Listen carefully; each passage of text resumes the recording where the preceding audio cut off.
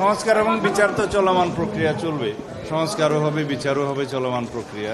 এখানে আর দুটো দাবি নিয়ে আপনারা যেটা প্রশ্ন করলেন যে পিআর পদ্ধতিতে নিম্ন কক্ষের অর্থাৎ জাতীয় সংসদের নির্বাচন তারা চায়, সেটা তাদের রাজনৈতিক অবস্থান থেকে, দলের অবস্থান থেকে চাইতেই পারে, কিন্তু বাংলাদেশের বাস্তবতায় এবং ইতিপূর্বে সংস্কার কমিশনে আমাদের সাথে যেভাবে আলোচনা হয়েছে, সেই পিআর পদ্ধতির নির্বাচনের মধ্যে আমরা কোনো ঐক্যমত পাইনি। তাছাড়া বাংলাদেশে এই আনুপাতিক হারে নির্বাচনের জন্য কোনো ইতিহাস নাই এবং সংসদীয় রাজনীতি বা সংসদীয় নির্বাচনের ইতিহাস নাই। বাংলাদেশের রাজনৈতিক কালচারে সেটা একটা নতুন আইডিয়া, যার জন্য অনেক রকমের পরীক্ষা নিরীক্ষা পৃথিবীর বহু দেশে হয়েছে, সেটা কখনো দেখেছি আমরা আমাদের এই দেশের জন্য প্রযোজ্য নয়, এবং যেখানে যেখানে প্রযোজ্য আছে সেখানে অনেক জটিল অবস্থা। আনুপাতিক হারে নির্বাচনের ক্ষেত্রে কোন সংসদীয় এলাকার ভোটারগণ জানবেন না যে কে তাদের এমপি হবে। তাছাড়া তাদের এমপিদের কাছে তারা যে যাবেন, তারা নির্ধারিত কোনো ব্যক্তিকে খুঁজে পাবেন না। আর আনুপাতিক হারে নির্বাচনের কথা যারা বলছেন, তাদের একটা উদ্দেশ্য আছে। যারা স্থানীয় সরকারের নির্বাচন জাতীয় সংসদের নির্বাচনের আগে চায়, তাদের একটি উদ্দেশ্য আছে, হয় নির্বাচন বিলম্বিত করা অথবা বাংলাদেশের নির্বাচন না হওয়া। এটা তাদের উদ্দেশ্য থাকতে পারে।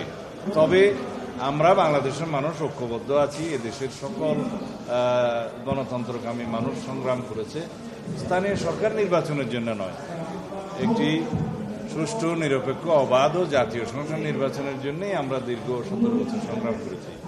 আমাদের ভোটাধিকার প্রয়োগের জন্য আমরা অসংখ্য জীবন হারাতে হয়েছে। আমাদের ছাত্র গণ অভ্যুত্থান হয়েছে, শহীদের রক্তের আকাঙ্ক্ষা হলে দেশের জন্য প্রকৃত একটি শক্তিশালী গণতান্ত্রিক রাষ্ট্র বিনির্মাণ হয়, এবং আমরা সেই প্রকৃত গণতান্ত্রিক রাষ্ট্র বিনির্মাণ করতে পারব অবশ্যই একটি সুষ্ঠু, নিরপেক্ষ, অবাধ নির্বাচনের মাধ্যমে, জাতীয় সংসদ নির্বাচনের মাধ্যমে, যদি একটি রাজনৈতিক সরকার প্রতিষ্ঠা হয়।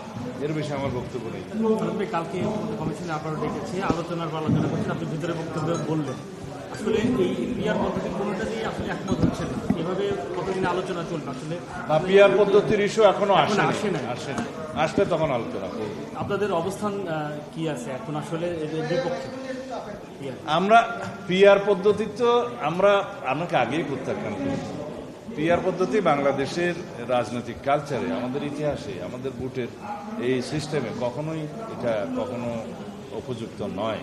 আমরা এখানে এক ব্যক্তির এক ভোট এবং সরাসরি ভোট প্রত্যেকটা নির্বাচনী এলাকায় তার প্রতিনিধিকে সে ভোট দেবে, এবং এটাকে বলা হয় ফার্স্ট পাস্ট দি পোল।